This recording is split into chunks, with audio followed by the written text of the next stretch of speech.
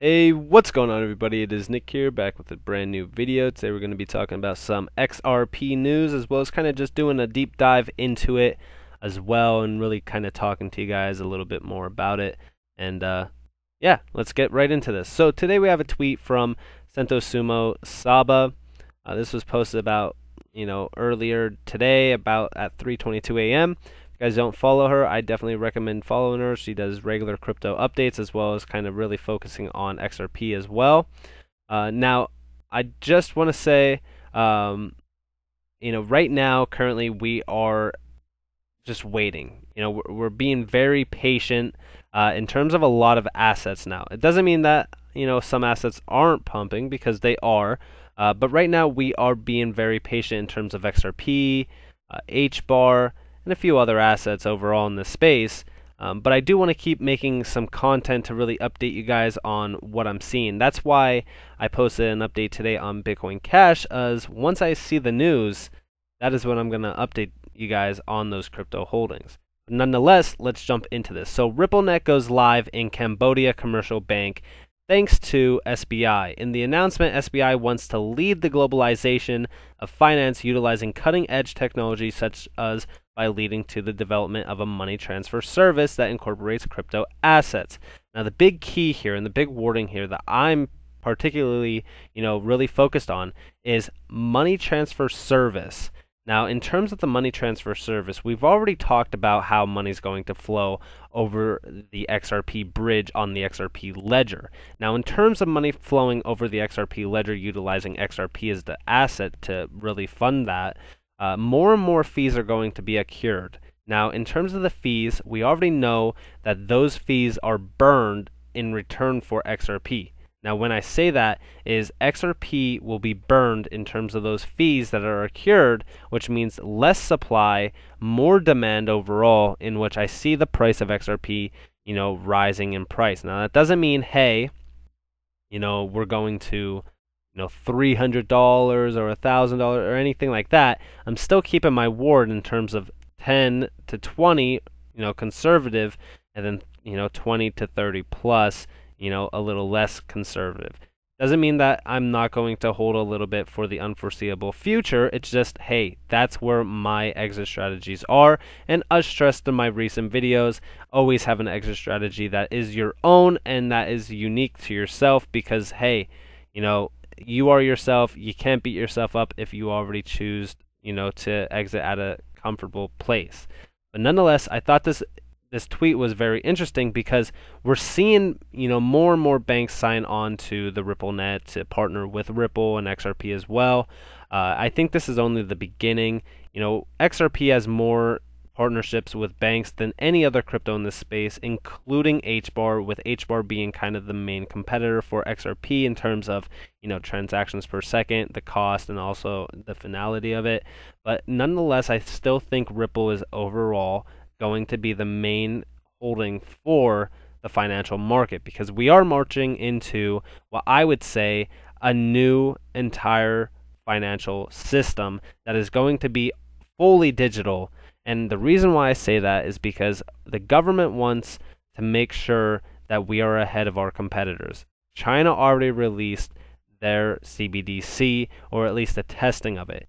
We announced earlier this month, or even last month, I should say, that we are going to be testing in 6 different banks throughout the United States our CBDC for the next 12 months. This is pretty key, because I still think that we're going to need XRP and the XRP ledger. We already mentioned that, for the CBDCs to work efficiently and to actually be different than, US currency in terms of the paper cash, it would need to have something that makes it work efficiently, and that is Ripple and also the XRP ledger. Without XRP ledger and without Ripple, it will not work, efficiently. It will actually be similar to, Bitcoin in terms of it using mass amount of energy consumption, gas fees as well. It's going to be, something that they really need to look into, and I think that this is what they're going to be looking into: cutting edge technology such as by leading to the development of a money transfer service that incorporates crypto assets. And I think that's what they're going to be looking into 100%. And I still think that Ripple and XRP is that technology. I think XRP, the XRP ledger, not XRP itself, is going to be utilized in such a way that we don't even actually know yet. But still, I think XRP, like I mentioned, is going to be used for the fees, in which the less and less supply, the more and more demand equals the more and more the price is. But I also want to jump to this other tweet from Craig. His at's there if you guys want to follow him. And he says, XRP's chart really is so similar to Doge's. If XRP pumps as much as that January/February pump, that's roughly $7. If it does a second pump in the same fashion, that's nearly $60. Not financial advice and all that, but maybe don't sell all your XRP at $10 just in case. Now, I do want to say, listen, at the end of the day, $60 for XRP or $100 for XRP and stuff is a little bit of a crazy number to me overall. But I would say, take a percentage out. Let's see where it goes. And pretty much just that's where we really see. Because at that point, you don't really take too big of a risk. You're not selling your full amount at X price. You're selling, and taking profit as well, which is a decent idea in my mind, because then you could really still hold for the unforeseeable future. Because who knows where XRP could really go? Because yeah, sure, we could stop at $15, $20, or we could continuously go to $50 to $100. Now, for me personally, I think the biggest problem with a lot of individuals in the space is their emotions. When they sell, they're always saying, "Oh, I should have never have sold. I'm going to miss out on, what's next." Or they don't sell and they miss out on selling at a high, and now the price goes back down to what it was initially in the bear market.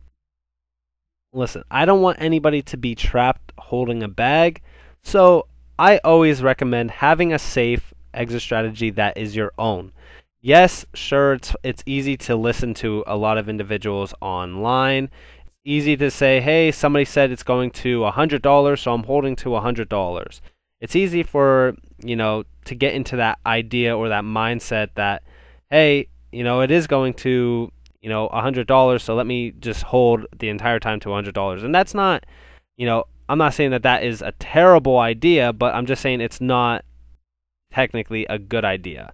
But like I said, always have your own exit strategy and always do you.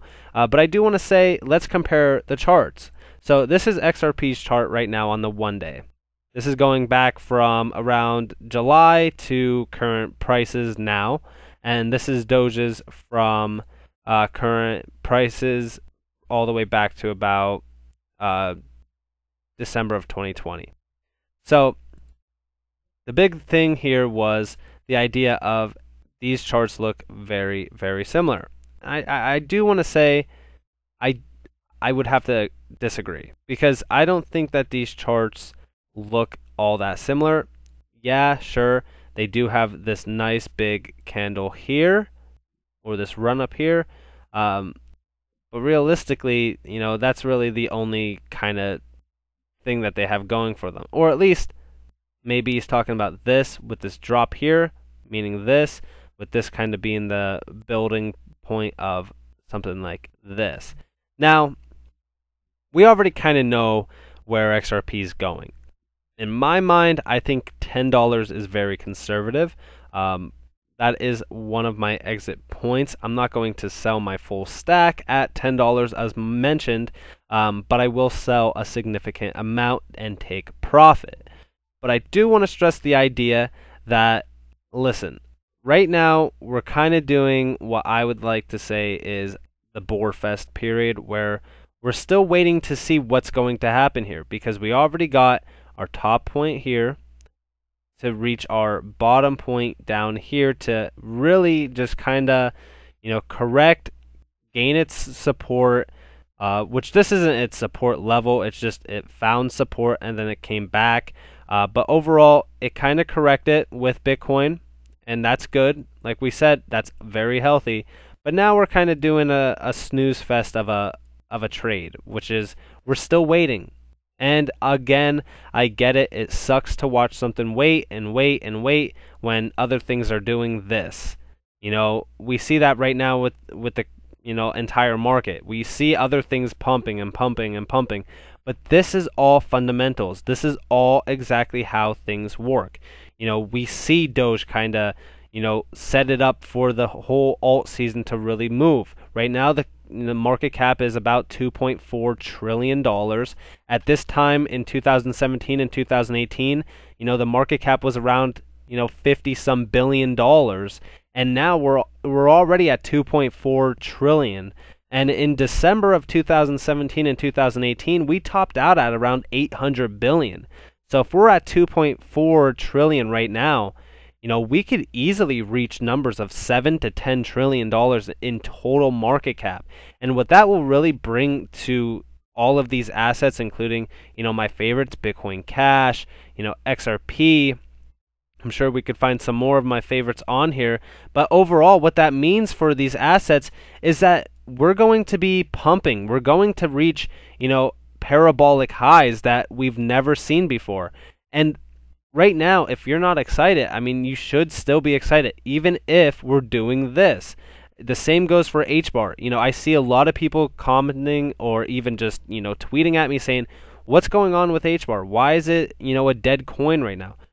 That's when you want to be in something. When you are buying here, that's when you're kind of going to lose. Because, yeah, sure, you might have bought, Dogecoin at 60 cents. What's it going to top out at? Maybe $1, maybe $1.20. Yeah, sure, you don't know where it's going to go. But there's one thing that I could tell you for sure is at the beginning of the bear market, Dogecoin will be still back down here somewhere.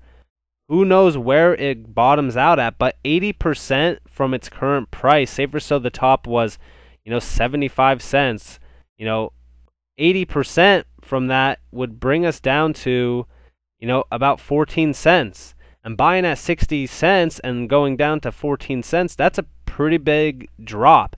And the same goes for XRP. Listen, I'm not saying, hey, go all in here or go all in here. But what I'm saying is most of us, we're buying back here or even back here at like sub 20 cents. And now we're seeing this. We should be happy. If something's not moving, it means that the next move up is going to be crazy, especially when it starts trading sideways. We've seen that even back in, February. Look at this. We got a little run up to about 70 some cents. We traded sideways, up and down. Look at this. It's snooze fest. This is one day. So, this is months of consolidating and just consolidating before we broke out and continued up all the way to almost $2. That is why I always stress the idea of don't buy into a pump, buy into something that's consolidating, buy into something that's trading sideways. Right now, HBAR being HBAR and doing what it's doing is trading sideways. If we go look at this and look at HBAR, yeah, it hasn't moved much. But I will say this right now. 45 cents or almost 46 cents was definitely not the top for HBAR. Right now, it's doing its thing. It's trading sideways. It's consolidating. It's in the accumulation period before the next move up. And as I mentioned, I think that the conservative point for this is about $3 to $6. Now, that's conservative. It could easily touch $10, similar to XRP. But right now, anybody thinking that this is a dead coin has to be crazy or new to crypto. And I just want to say it's not a bad thing to not know what's next. It's totally fine. But I just want to stress the idea that considering that we are trading sideways, what's next is a move impulse up or a little bit impulse down. We could easily reclaim 25 cents or we could just go parabolic, break this all-time high of 45 cents, flip into discovery mode and discover our next stopping point.